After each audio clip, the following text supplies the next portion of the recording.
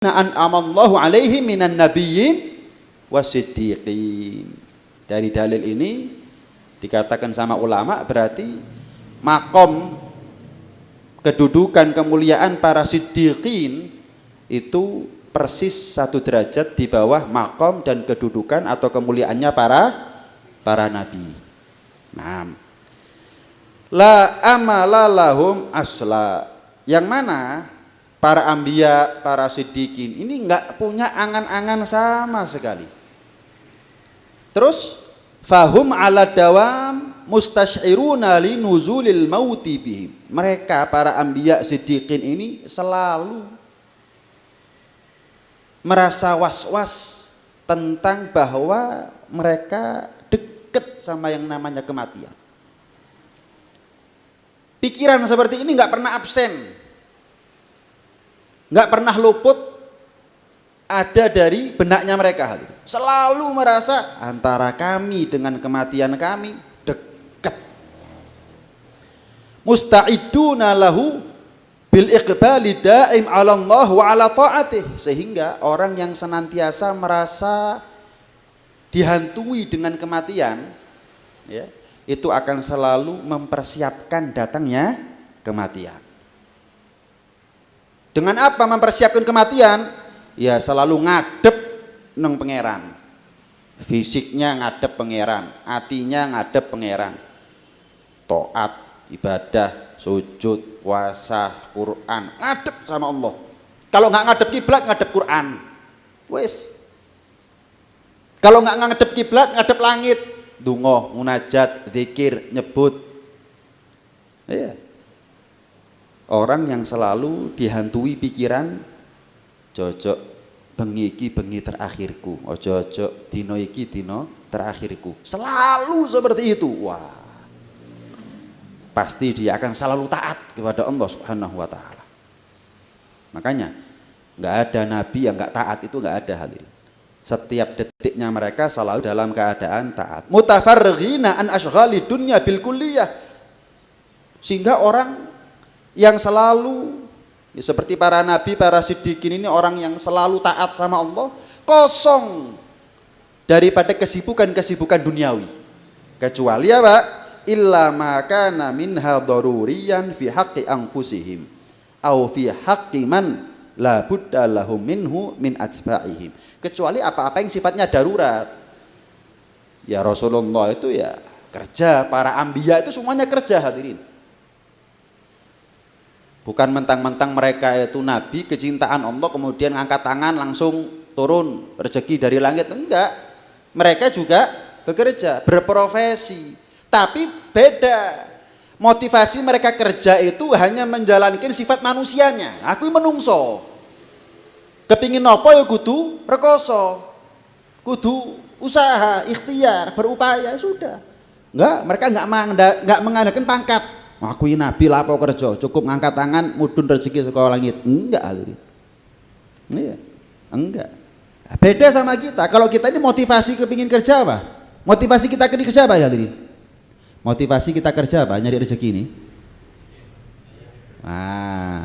Kejawab ya? Kaya, sugih. Enggak ada nabi kepingin kaya tuh, enggak ada, hadirin. Nabi Sulaiman bukan kepingin kaya, beliau kaya, dikasih kaya sama Allah Subhanahu wa taala. Dikasih kaya. Kalau kita ini kan kepingin kaya tapi nggak dikasih, nah, itu kita. Kudu. Kalau Nabi Sulaiman nggak kepingin ambek dunya nih sing kepingin, gak arep ambek dunya nih sing arep. Lah kalau kita ke arep ambek dunya nih sing gak arep. Kosong daripada kesibukan-kesibukan duniawi kecuali apa yang sifatnya darurat. Ya mau nggak mau, kepingin panen yo nandur, kepingin iwak yo mancing, melaut. Ya. Rasulullah mengembala. Ya. Ada nabi yang punya pekerjaan jahit dan macam-macam. Mereka semua punya pekerjaan tapi sifatnya darurat untuk memberikan nafkah. Ya. Waqad saru minal iqbal 'ala Allah wa 'ala daril akhirah bihaitsu law qila li ahadihim, sampai dipermisalkan seperti ini. Konsistensi para anbiya sidikin dalam ibadah kepada Allah, istiqomah gak tahu menggak-menggok. Itu kalau mereka dikatakan kepada mereka ini, saking kencengnya mereka ibadah kepada Allah, seandainya dikatakan kepada mereka, dibocorkan informasi kepada mereka, innaka mayyitun ghadan, kamu besok mati, maka lam yajid maudhi'an li ziyadati ala ma huwa alaih minal amalis soleh. Mereka nggak mendapati waktu lagi untuk bisa mereka maksimalkan sebagai bekal amal soleh setelah mati.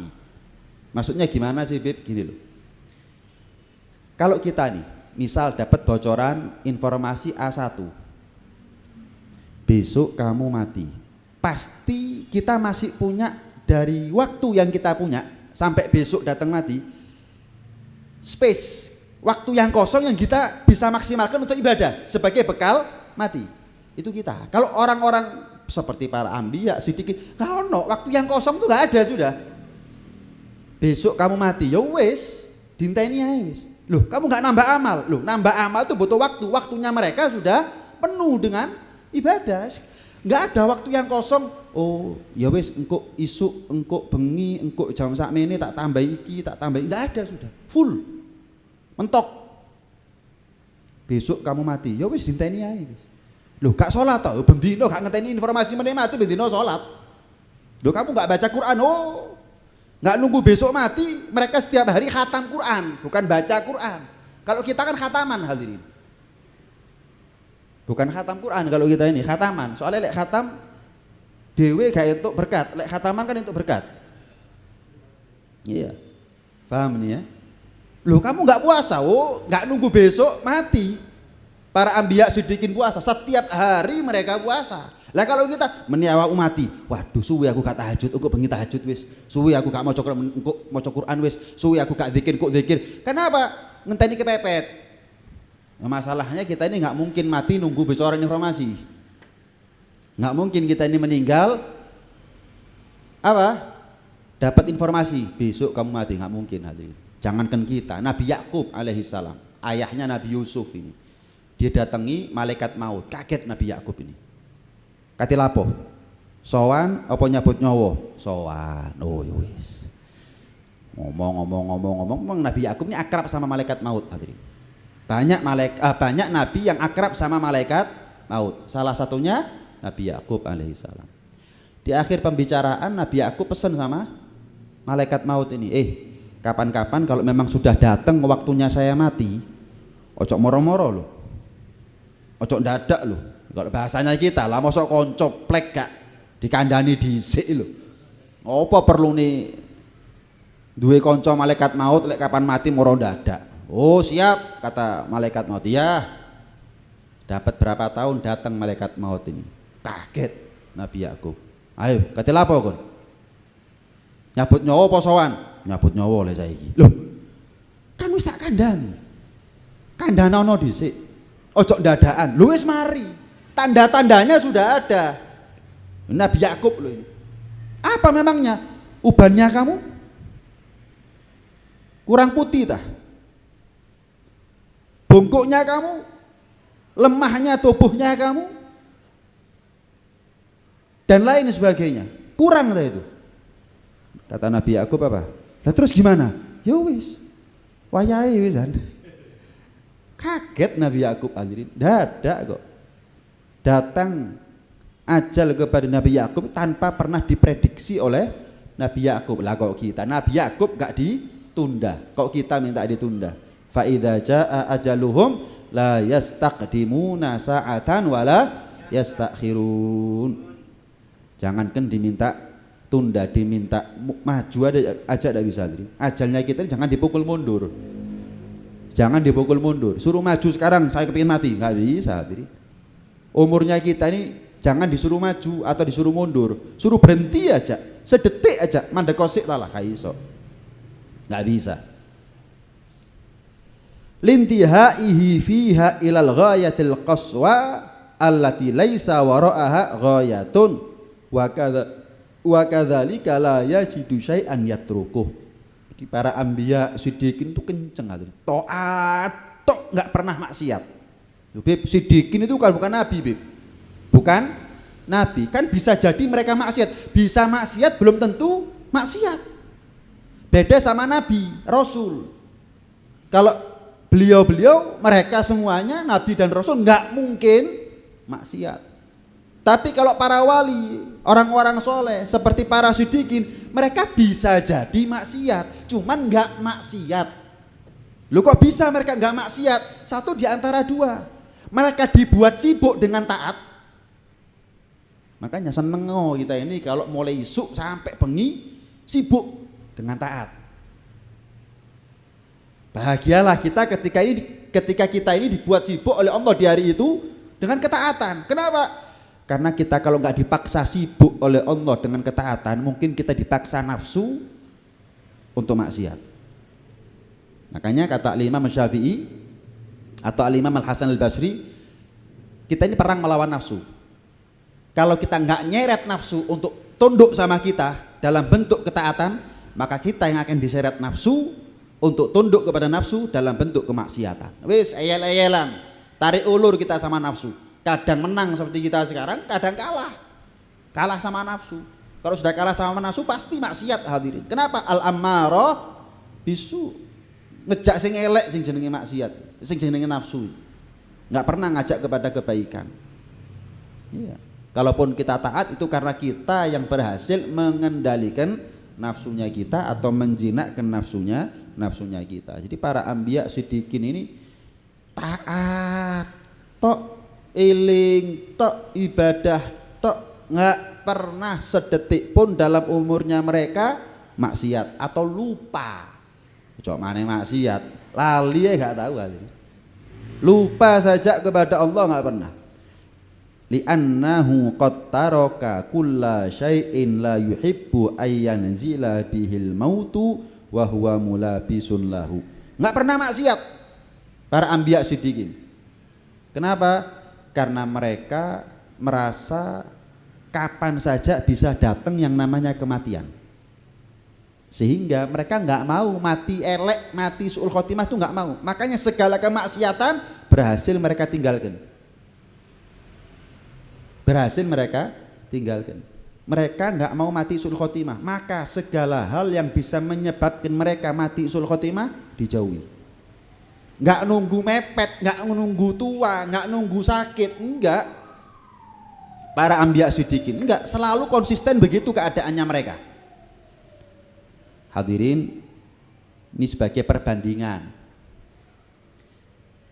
Kita kalau melihat atau dengar berita, wah di Masjid Al-Muttaqin, ya kenapa? Ada jamaah meninggal ketika tahajud. Misalnya belum subuh masuk sholat tahajud, sholat witir, subhanallah meninggal, viral sak sukun. Misalkan ada CCTV-nya viral, waduh, jamaah Al-Muttaqin meninggal dalam keadaan sujud di tengah malam. Saya yakin kita ingin meninggal dalam keadaan yang sama. Tapi apa kemudian malam itu kita ini kemudian sujud tahajud tadi? Enggak, kepingin toh, masya Allah enak, aku ya kepingin nih. Tapi kemudian sujud? Enggak. Atau dapat berita masya Allah jamaah Al-Muttaqin meninggal dalam keadaan baca Quran. Wah. Kadang-kadang kayak wong semaput hadirin. Kayak kita ini ikut Jumatan moro mantuk, tapi gak ndangak maneh.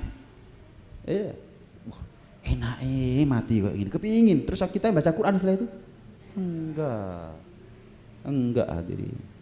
Kita ini ingin meninggal husnul khotimah tapi enggak berusaha. Justru seringkali perilakunya kita bertentangan dengan keinginannya kita meninggal husnul khotimah. Kita ini kalau ke barat nggak mungkin ke timur, itu pasti sudah. Gimana caranya kita ini ya ke barat ya ke timur? Nggak mungkin. Kalau kita ini maksiat, otomatis konsekuensinya menjauhi husnul khotimah.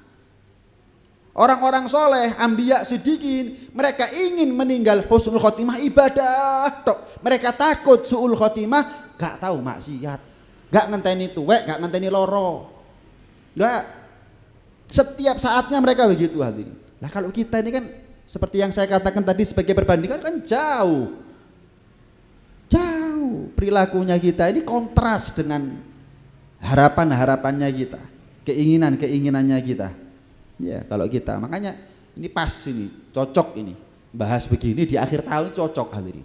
Sebagai bahan evaluasi, sebagai bahan koreksi diri hadirin, muhasabah namanya. Kan kita diperintah hasibu anfusakum qabla an tuhasabu wazinu a'malakum qabla an tuzanu. Dawuh Kanjeng Nabi sallallahu alaihi wasallam, hisab diri kalian sebelum nanti di akhirat kalian yang dihisab oleh Allah. Ya. Dan ukur timbang amal-amal kalian sebelum amal kalian nanti ditimbang di mizannya Allah Subhanahu wa taala. Ini pas sudah. Ya, evaluasi diri, koreksi diri itu butuh modal, butuh ilmu. Nah, pas di akhir tahun kita datang ke pengajian, kok ya pas pembahasannya tentang manusia dengan panjang angan-angan, ya Allah.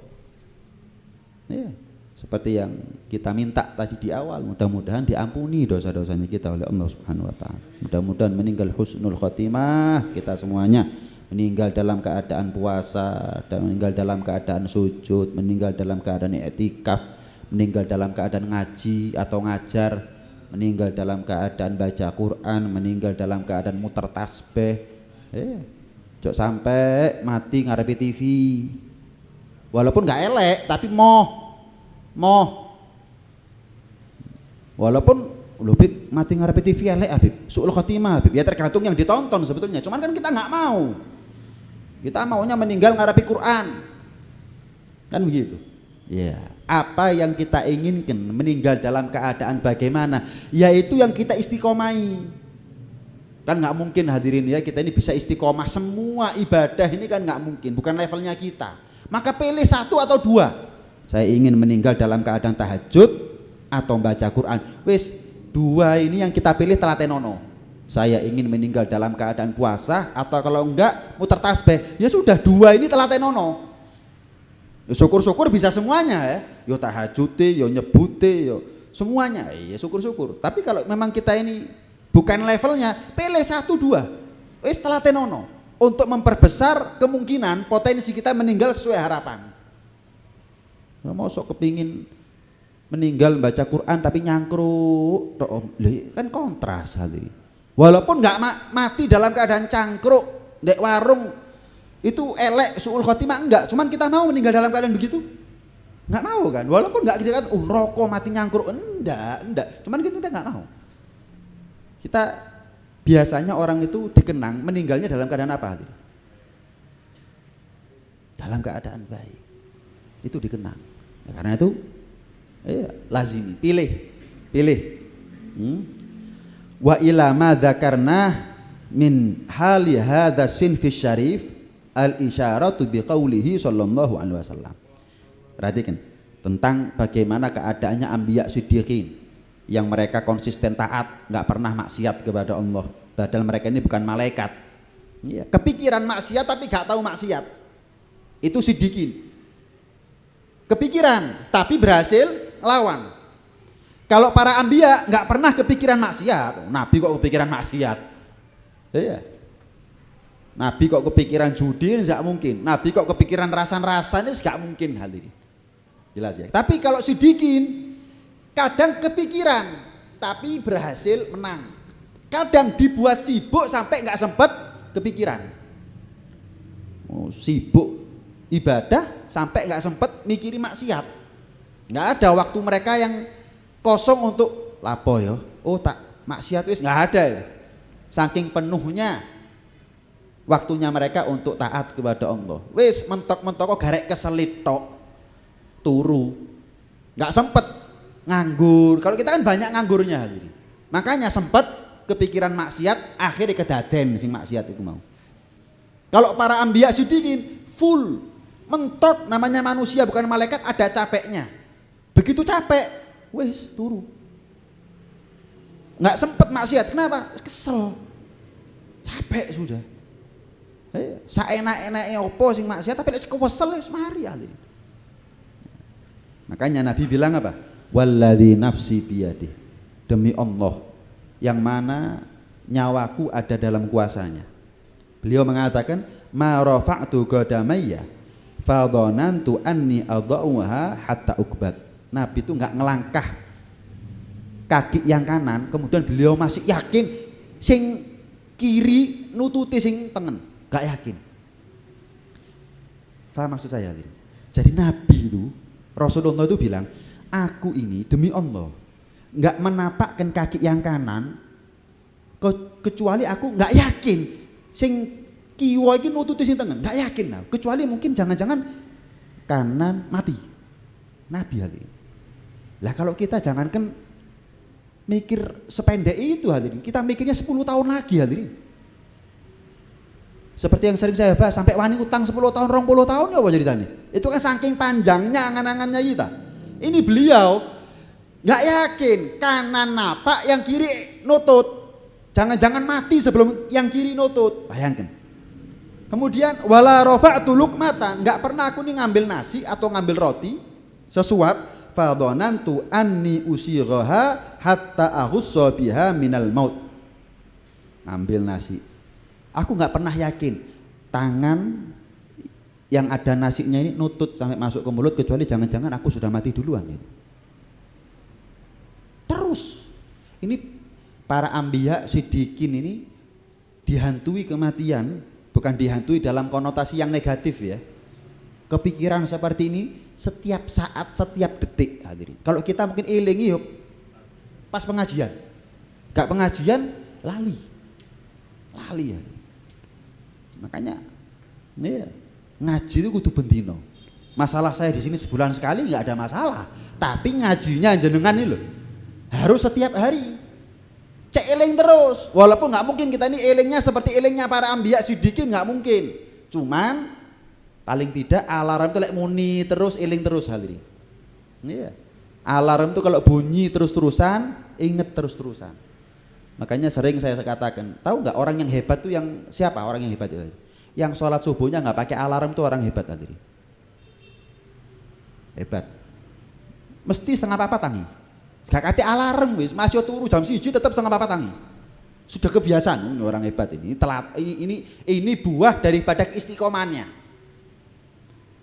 Ini buah daripada, apalagi istiqomah jam 3 tangi tahajud. Istiqomah. Kesele ya apa tetap jam 3 tangi. Gak kate alarm. Kalau kita ini jam papat alarm tetap tangi ini jam 9. Iya. Orang soleh itu nggak butuh alarm. Kenapa? Buah daripada keistiqomahannya mereka. Karena sudah terbiasa ya sudah. Keselnya bagaimana, ngantuknya bagaimana, tidur semalam apa, tetap bangunnya jam segitu, tetap hadirin. Tetap. Dan zaman sekarang banyak masih orang seperti ini. Cuman kita ini jarang kumpul sama mereka tuh apa? Jadi seolah-olah nggak ada orang seperti itu hadirin. Padahal ada. Oh nggak tahu ditemoni, yo mesti aja karo. Coba ketemu. Oh no yo. Kita ini kadang-kadang gak mampu hadirin yang muda ini yang sepuh. Yang sepuh kok kuat. Ketika ditanya otomatis itu. Dibangun jam sekian itu otomatis, seger itu otomatis. Saaduse hadirin. Kalau kita ini ngantuk, tidur jam 1 misalkan ya. Jam 3 bangun, wis cek seger adus, tetap ngantuk apa gak? Ya, nemen tambah ngantuk, Beb. Iya. Kalau mereka itu masih gak adus tetap seger. Kenapa? Sudah biasa. Ini orang hebat tadi. Subuhnya nggak pakai alarm, tahajudnya nggak pakai alarm, buah daripada konsistensi mereka dalam menjaga ibadah kepada Allah. Ya ini setelah mujahadah berapa tahun bisa panen seperti itu hadirin. Enak, otomatis. Mau Quran 3 juz sak lungguhan biasa. Kenapa? Itu mulai mudah seperti itu. Lah kalau kita kan berat, kenapa? Ya mudahnya kita pakai apa soalnya? Beda jauh. Oh nandure bedo kok katanya cukuli podo, gak mungkin hadirin.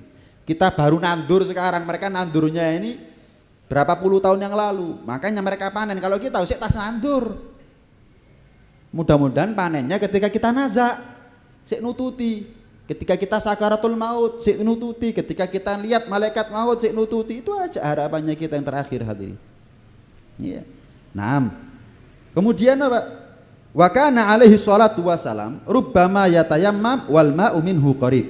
Kadang Nabi itu antara beliau sama air untuk wudhu itu dekat, tapi belan-belani beliau tayamum. Jenengan sekarang batal wudhu, iya. Kan orang itu disunahkan untuk selalu dalam keadaan suci hadirin. Orang itu kalau meninggal dalam keadaan suci, yang jemput Ruhnya ketika dicabut nyawanya adalah malaikat Jibril, ditangani langsung, dihandle langsung oleh malaikat Jibril. Kemuliaan, paham ya? Kita sekarang batal wudhunya. Kira-kira antara kita ke tempat wudhu sini deket apa enggak? Deket. Hitungannya sak menit gak sampai hadirin. Tapi ada di antara kita wedi mati aku. Ojo-ojo gak nutut. Terus tak tayamum dhisik jogo-jogo. Ada. Lah apa Sak? Kok usap-usap debu tayamum? Loh, lah banyu cidek kok tayamum. Mungkin kita akan dianggap nggak waras sama orang lain hadirin. Lah apa cedek? Lah Nabi dulu air dekat, tapi beliau merasa ojo-ojo gak nutut aku. Terus tayamum, ketika ditegur oleh istri beliau atau sahabat beliau, beliau mengatakan apa? La adri la'alla la ablughu. Aku nggak tahu, jangan-jangan aku nggak nututi. Bayangkan, aku nggak tahu, jangan-jangan aku nggak nututi. Sependek itu angan-angannya manusia, angan-angannya para nabi, para siddiqin. Sependek itu, cekak, gak tahu. Makanya para ambiya, para siddiqin loman, meneh apa jari meneh. Nabi itu nggak pernah nyimpen makanan untuk besok. Makanya sering Nabi itu kalau datang ke rumah istrinya, ada makanan nggak? Oh nggak ada, ya poso. Sering itu. Nanti datang ke istri yang lain, ada makanan nggak? Kalau kita kan nggak usah tanya, pasti tahu hadirin. Minimal beras ada di rumah ini. Paling tanyanya kita masak porah. Tapi kalau makanan, bahan-bahan ada. Tapi kalau Nabi, ada makanan apa enggak? Ada bahan enggak? Tepung enggak ada, madu ada enggak? Air sama kurma, wis. Kadang-kadang enggak banyu, enggak kurma, podo kanoe, ya wis poso. Aduh hadirin, ini makanya dikatakan generasi terbaik. Ini ya. Pernah diceritakan hadirin, ada dua ulama.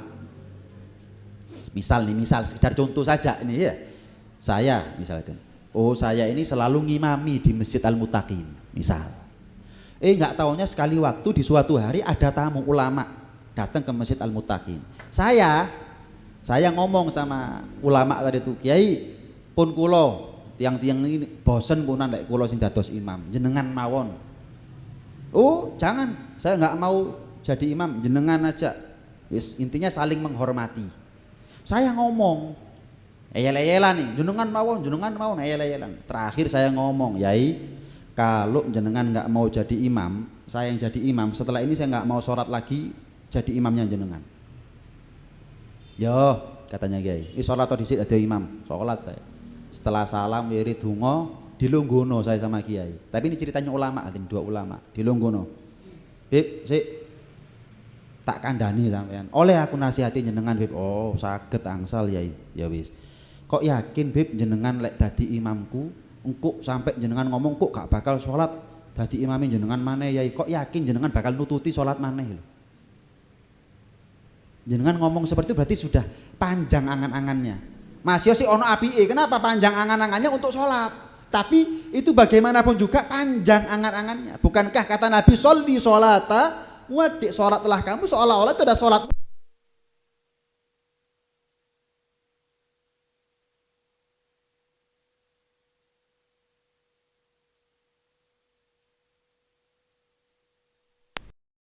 Jenengan lagi kalau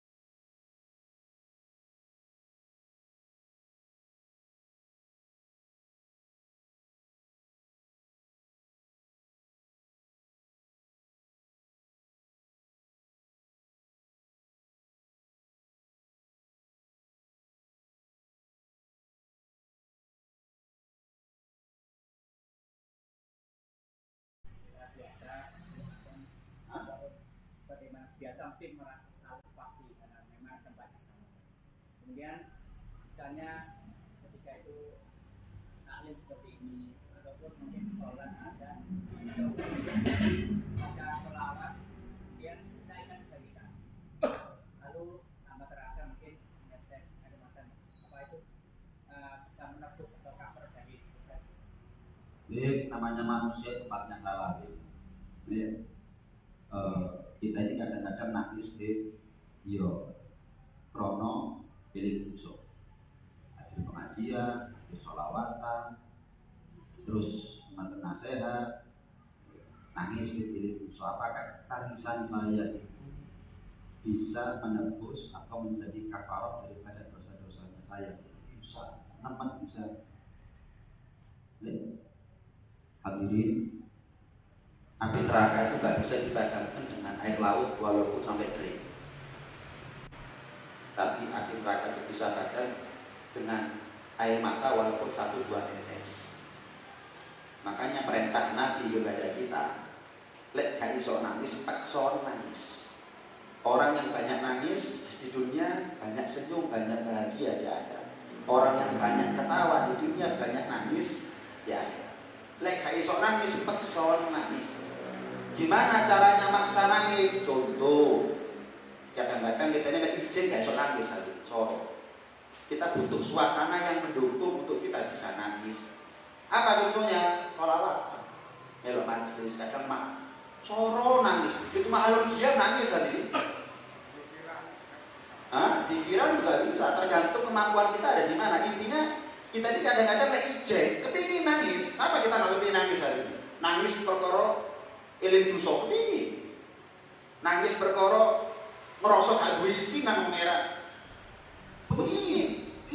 Tapi kita ini bakal sing atine lembut sehingga masuk pikiran eling dosa ini nangis. Masa berarti para aulia sujud sedikit nangis, sholat sedikit nangis, baca Quran nangis, pikiran nangis. Kalau ini butuh suasana yang mendukung. Kalau nggak bisa nangis maksa. Dengan cara apa? Cari suasana yang mendukung untuk kita ini bisa nangis. Terapilah gambarannya hari ini. Apa contohnya? Kalau sholawatan, kadang-kadang ya itu tadi. Kita ini ada izin gak iso nangis, tapi terus mahal dunia. Ya Nabi salam alaikum. Pikiran ini nanti dia. Kamu ini yang utang gua nih. Jangan mungkin. Kamu mungkin eling omah direnov berumari misalnya kamu mungkin. Bingung cicilan sepeda motor atau mobil sing gorong lunas gak? Ini dosa, ini isi. Oh, aku di akhirat itu ambil kanjeng Nabi. Ditaruh mana muka saya?